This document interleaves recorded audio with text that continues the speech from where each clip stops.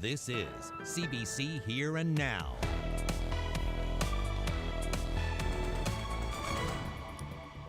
"2020 is going to end a little bit messy, but the start of 2021 looks pretty nice." Good evening and welcome to Here and Now. I'm Anthony Germain. We begin with some tragic news out of Conception Bay South this evening. A 23-year-old man is dead following a dirt bike accident overnight. Investigators believe the accident happened sometime around midnight near Station Road. Police say the man died at the scene and they are still investigating. They're also asking anyone with information to please get in touch.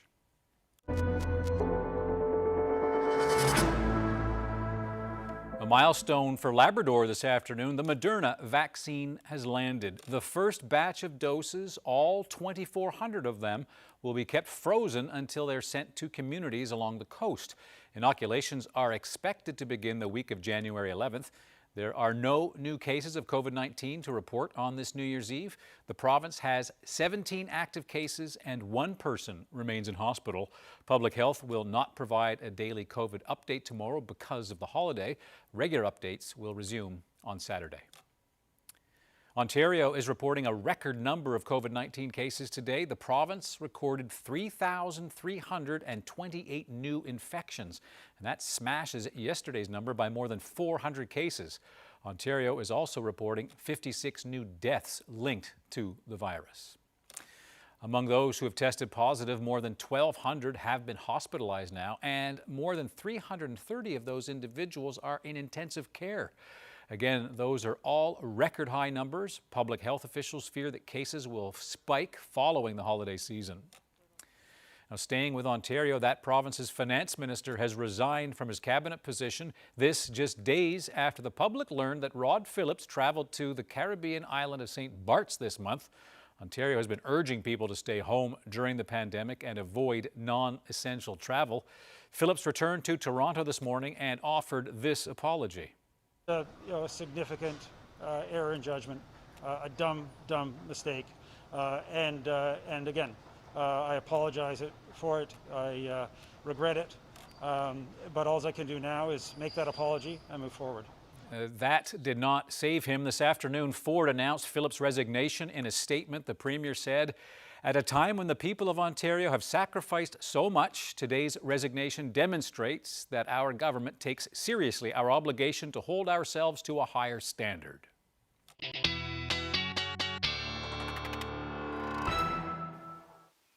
Well, New Year's Eve started off a little nice for parts of the province. Temperatures not too bad either. Let's take a look at the numbers. 0 degrees in St. John's, and then warmer temperatures as the day went on for the west coast. 4 and 5 degrees for the southwest. And then we've got temperatures in the minus teens across most of Labrador. Now, an area of low pressure is moving in, brought some snow to start the day, starting to move in across eastern areas of the province. So you can see in behind that changing over to rain thanks to those warmer temperatures. That's generally the story as we head through the overnight tonight. Note those warmer temperatures and windy conditions for eastern areas of the island. Not quite confident that those fireworks will go off tonight, but we'll have that forecast for you coming up in a little bit.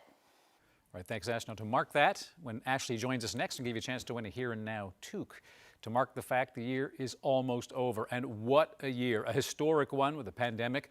The news really consumed with stories about sickness and isolation, uncertainty. Instead of joyful celebration and revelry this New Year's Eve, most public events have been called off or certainly pared down. Here Now's Heather Gillis has this look at what's going ahead and what's not. As the last few hours of 2020 tick by, many say they're going to start 2021 off in the same way they spent much of the last year, at home. Quiet evening, just the two of us. Plans for New Year's are quite different this year, I guess, with the COVID, so we're going to stay close to home. I'll be staying home and probably having a good meal, drink a bit of wine and maybe play some board games, some cards. I think we're probably going to have some time with family and friends and maybe do a few things with our neighbors. As for the fireworks, there won't be any in municipalities like Happy Valley Goose Bay or Grand Falls Windsor. In the capital city, Wayne Cody was setting up the display at Kitty Vitty Lake this morning. He's been putting off commercial fireworks for 40 years. A lot of people think it's just the colours that you see in the sky, but if you look close enough and the weather conditions are good, you'll see the actual shape of a flower or you know, or a shape of a butterfly, or shapes of bees. There's all kinds of different things, right? What's your favorite thing about fireworks? I just love the way people enjoy it. If I hear people cheering at the end of the show, that's what I enjoy the best. I love them. If the weather allows fireworks to go ahead in St. John's, City Councillor Jamie Korab says people should watch from their vehicles as many of the city's other events are cancelled. No, I think I can speak for myself and the rest of the council when I say we're looking forward to bringing 2021 in with a bang and getting rid of 2020. Because most people will stay put tonight, restaurants like Piatto Pizzeria and Enoteca are on the phone, taking orders, preparing a tower of takeout boxes for people to make their own pizzas at home. There's like a certain vibe of New Year's Eve that everybody really enjoys, but we're still really happy to be part of people's celebrations and being welcomed into people's homes. And the orders have been going great, and I think a lot of people are availing of a different kind of New Year's Eve this year. And Steps away on George Street, some bars like Greensleeves are closed until mid-January, while midnight celebrations at O'Reilly's Irish Pub have been scaled back from a sold-out show of 400 in normal times down to 130. You know, we're still doing a nice prime rib dinner, but it's definitely a quieter, not as hectic New Year's. And normally for O'Reilly's, our New Year's would be sold out before December 1st hit. And this year we even still got a few tickets. So we're all trying to survive. Da-da-bang, da-da-bang, and it's all gonna be alright. For performers like Corner Brook's Dave McHugh, it means instead of the stage, his show is now virtual, live on Facebook instead. Right from the shed in the backyard, so it's pretty grassroots, but it's going to be a lot of fun. Meanwhile, cancellations continue into tomorrow. The Lieutenant Governor's New Year's Day levee is canceled because of COVID-19 restrictions. Still, people are holding out hope that 2021 is a happier, healthier year. I hope for the end of COVID, no snow, and just a normal, sensible year. That's it. Heather Gillis, CBC News, St. John's.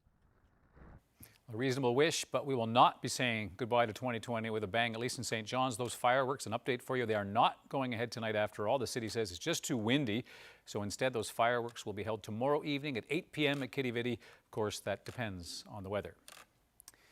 Well, however you choose to celebrate tonight, one thing you can count on is a big hockey game. The World Juniors are on, and as with most years, Team Canada does have a New Year's Eve game, taking on Finland at 7:30 Island time. 2 Newfoundlanders on the roster, Dawson Mercer and Alex Newhook, certainly making their mark. So far, Team Canada is undefeated.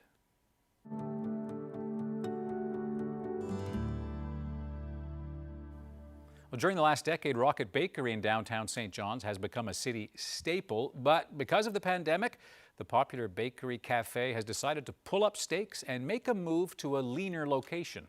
Our Cease Here has more on that story. Rocket Bakery's 10-year run at this location is soon coming to an end, but they're not packing it in, rather packing up for a move down the road. COVID brought dark times for Rocket with a 6-week shutdown that began in March. Cleaned us out, like that was it. We were wiped out. So we bought a bag of flour and we made some bread, and Mark and I were in the kitchen long nights just by ourselves making fish cakes and soup, and we bought a bag of flour, made some bread, sold the bread, bought another bag of flour. So we built up from nothing again. Built up enough to make the move to the former Canary Cycle Shop just down the street. Necessary change in a changing economy. We just knew we had to make a change. So it's been a tough couple of years with the economy and construction and Snowmageddon, and it's just been one thing after another. So we, saw the writing on the wall and just decided, well, we have to make the leap and become leaner. We're going to be putting more emphasis on our wholesale business, meaning, what can we sell to different stores? Our cookies are at Coleman's and Belbin's right now. How can we expand that? Menzel says they're excited about the new location. It has historical elements, she says, a stone wall and pillars. And with the same amount of seating, it will still feel like the old Rocket, and a tight budget means making the most of what they already have. We're using the same counter. We don't have any money to make anything new, so, What about the kitchen's gear? Is that moving with you? We have a lot of it's our own gear, so we're taking that, and I think we'll be looking for certain pieces, but generally, yeah. Whatever's yours in there is coming with you. Oh yeah, it's all coming, and it's going to make it, really cozy and, yeah, rockety. The Bakery Cafe will close around the end of January, and the new site should be ready 2 months after that. The other 2 locations in Churchill Square and Mount Pearl won't be affected. Ann Mansell says during the move they will temporarily lay off some staff, but she's confident they'll get everyone back to work. Cease here, CBC News, St. John's. I'm Chrissy Holmes, sitting here with St. John's Mayor Danny Breen for a look back at one of the most challenging years in our recent history. Mayor Breen, thank you so much for joining us. My goodness, it has been such an intense year. What has it been like for you to lead throughout 2020? I find it sometimes hard to find the right words to describe how 2020 has been. If you look back, we began with Snowmageddon in January, went through an 8-day state of emergency, which was unheard of at that point. And then we're just in recovery from that when the pandemic hit and brought us to where we are today. A couple of things that did happen to us is we knew once you start closing things down, opening them up is the challenging part. To say it's easy to close things, to get things back open again, it's a real challenge. And that's where we see where we are right now. Well, there's so many things, and even if I was just to think back to Snowmageddon, that moment where there started to be questions about food, about how people could access supplies, and you had some tough decisions to make. What was going on in your world at that time? Yeah, everything was a discussion, and we had to try to address the needs of people who to make sure that after a couple of days that they were able to get food supplies, they were able to get prescriptions, they were able to get other necessary items, and the challenges of doing that. And I remember when we opened up the grocery stores for a limited time to allow people to get to the grocery store. One of the big concerns we had, so how are people going to get there? How are seniors going to get there? And people that need assistance. And that morning, Peter Gulliver called me. It was about 6 o'clock in the morning, and he said, "Look, I'm talking to our drivers, and we're going to put some cars on the road for free for today to help people get back and forth." To me, that was that weight came off us right there, because we really didn't know how we were going to handle that. So just showed again that the people of St. John's, people of Newfoundland and Labrador, always step up when there's a need, and those companies showed it that day for us. If you were to open up your book of ideas, Mayor Breen, and show us what kinds of stuff you got written down there and ideas and for revenue generators in the future, what's in there? What are your big ideas for the future? Well, I think just for St. John's, just to focus on St. John's for a minute, I think we need to get more people living and participating downtown. You saw the benefit of the pedestrian mall this year and the difference that made. We also have to support the tech industry. I think startups are going to become very important here as we search for a new Verafin, which was just a great success story, and I think is a real boost for the economy. So getting more people living in the downtown area, creating that hub in the downtown is an important message. It's also important that we're competitive. Today, we're not competing with St. John's, with Mount Pearl, Paradise, and our region. We're competing with Halifax and Aberdeen and Stavanger. That's where our competition is. We need to all work together so we can take on that bigger part of our global economy and use where we are as an advantage. So with all that, 2021 looks like it's going to be a challenging year. It's also an election year. What is your intention, Mayor Breen? Will you be running again? Oh yes, I'll be running again. I've thoroughly enjoyed being mayor for the past 4 years, and I'm looking forward to the election. I love elections. I love getting out and even more and meeting people. I don't know how that's going to look this year, but I'll certainly be looking forward to the challenge. Mayor Breen, thank you so much for your time, and Happy New Year. Thank you, Chrissy.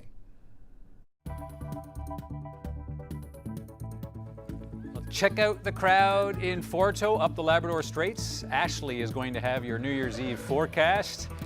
That's after the break, but they're definitely modeling one way to stay warm. Lots of layers in the big land, and the other secret, keep moving.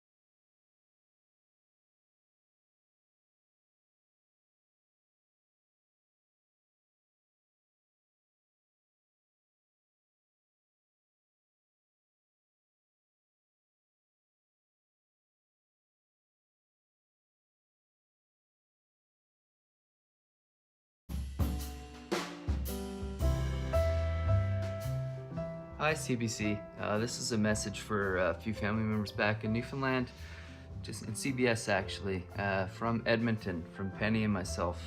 Just wanted to wish my family, in particular my three nieces, Charlie, Brooke, and Ellie, Merry Christmas. And it'd be nice to be there, but unfortunately we can't. Merry Christmas to everyone else. Bye.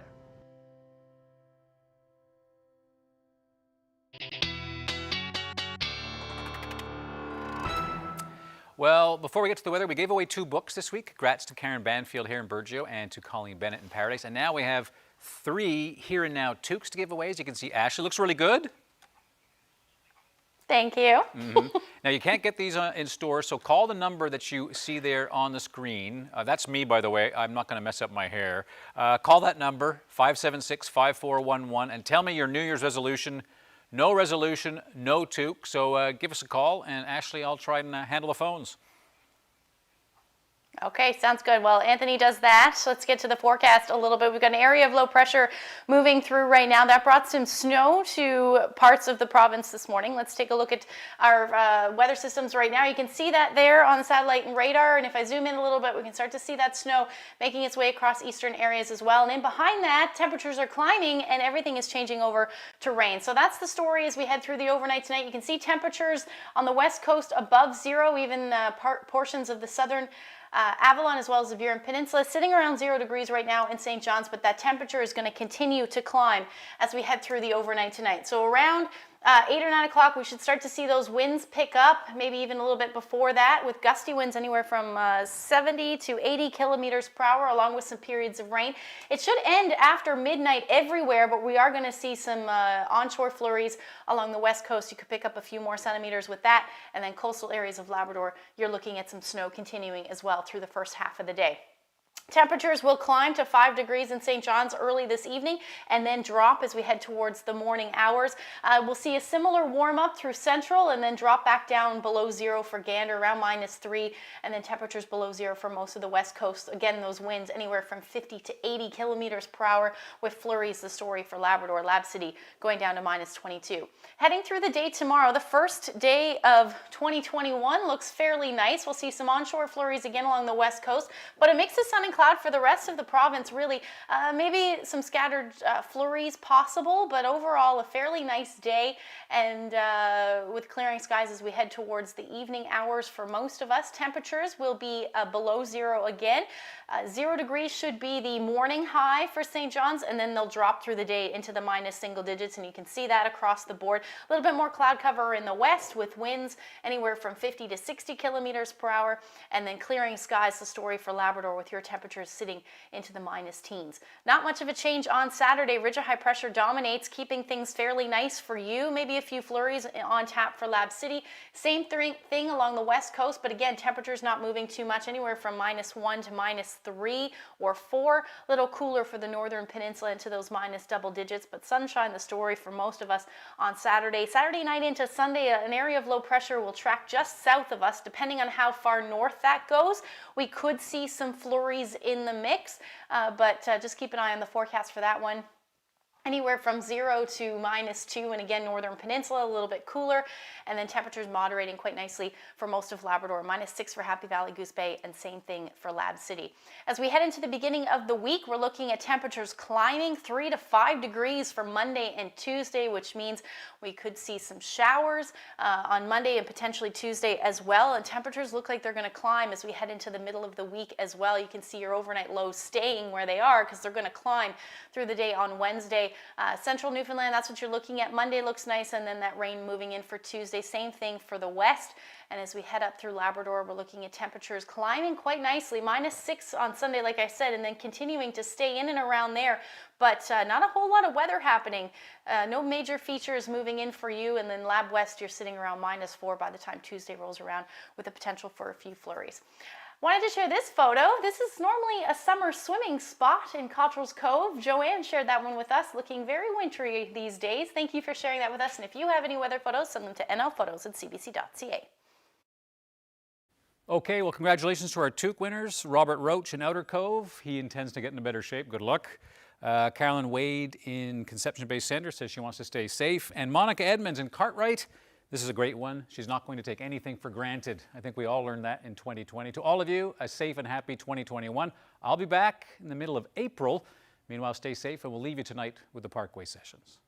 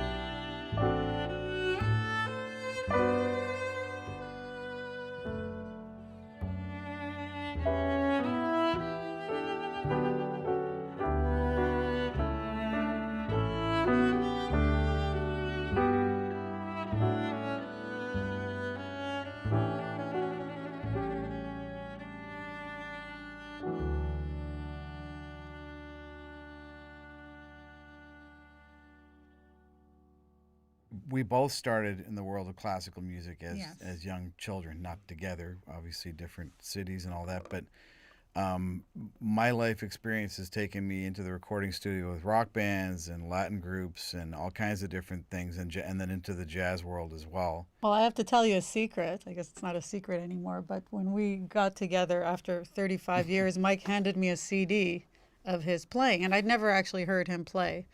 And I remember sitting in the driveway and putting this CD in going, God, I hope this is good.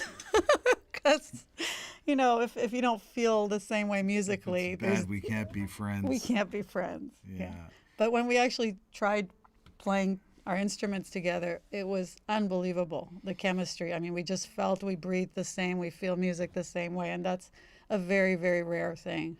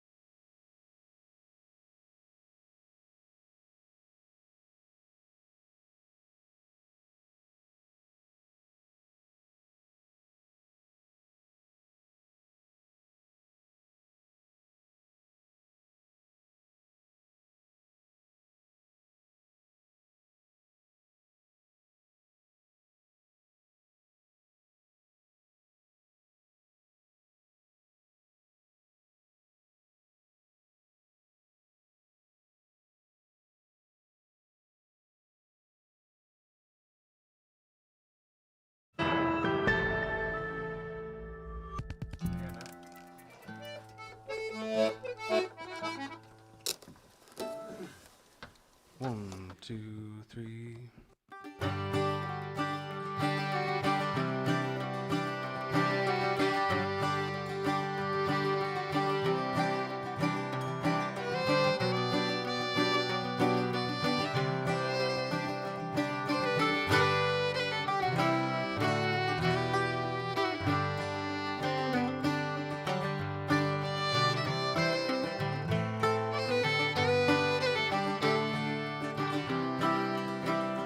It was summer, I remember, and the days were warm and long, when a robin with a red breast came to greet me with a song.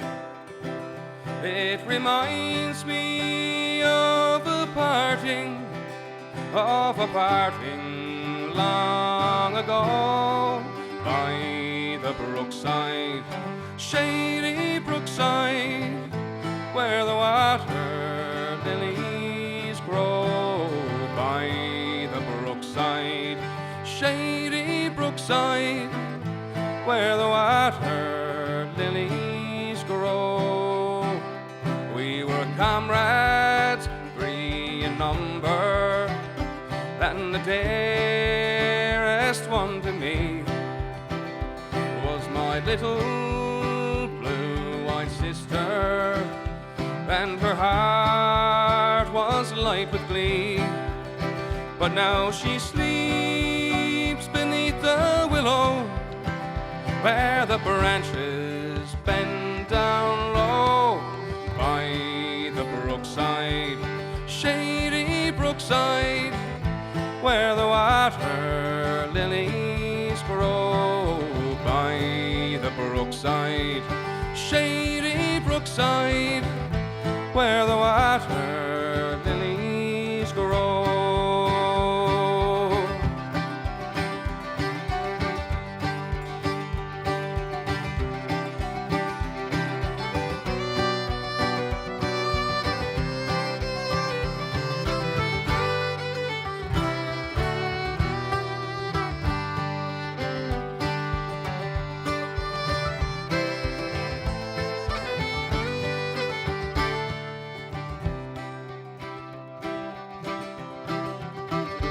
Goodbye, father, loving mother.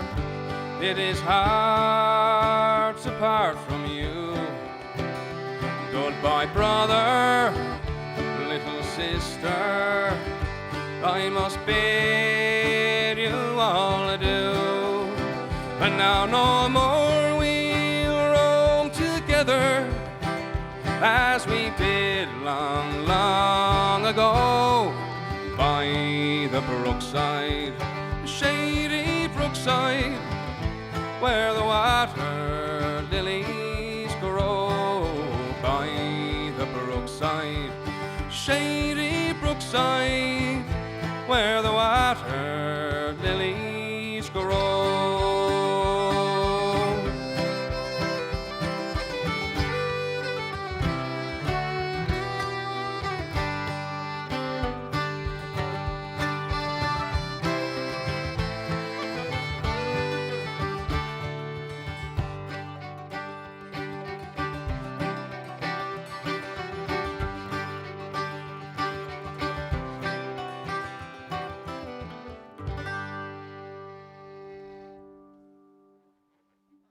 I'm from St. Bride's on the Cape Shore, and Aaron's from Central, and started listening to the music and hearing it a lot growing up, and was into a pile of other things.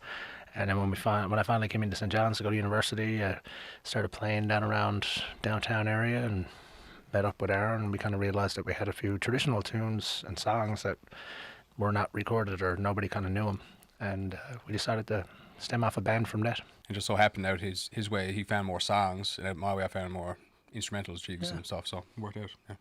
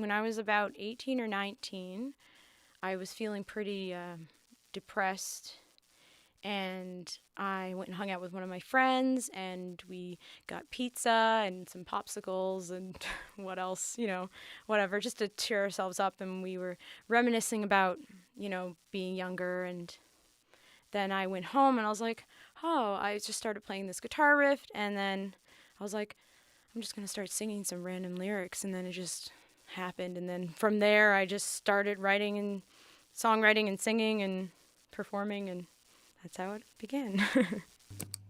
My songs are pretty personal. A lot of the music I wrote on the album that I just put out called Safe and Sound. They were about all of my experiences that I had in Boston with interpersonal relationships with people, about my music, about my, mental health, and also some of the songs that are on there I wrote a few years ago, which have a lot to do with that, but I reworked them and made them into what they are today. So I'm pretty proud of the stuff I've written because it means a lot to me, and people seem to really connect with that too.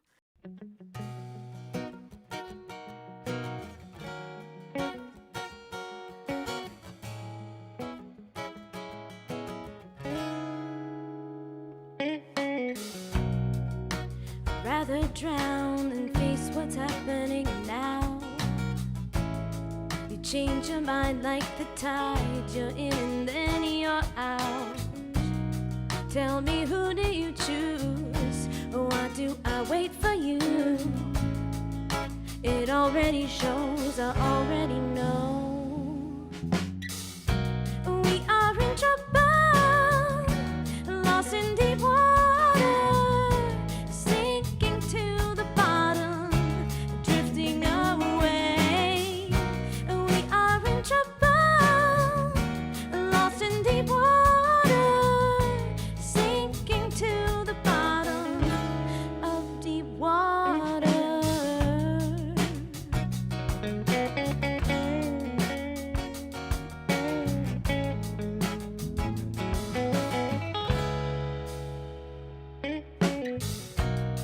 Salt from my tears sprinkle on your sleeve. A void in my chest is whirling uncontrollably. Tell me, is this for the best? As I float on my back, does it make it better? Will it get better? We are in trouble, lost in deep water, sinking to the bottom, drifting away. We are in trouble, lost in deep water, sinking to the bottom of deep water. Try to stop my racing mind, go with its lies, stay on the surface. Should I trust that you're on my side? But is it right? We keep on crashing. We are in trouble, lost in deep water, sinking to the bottom, drifting away. We are in trouble, lost in deep water, sinking to the bottom of deep water.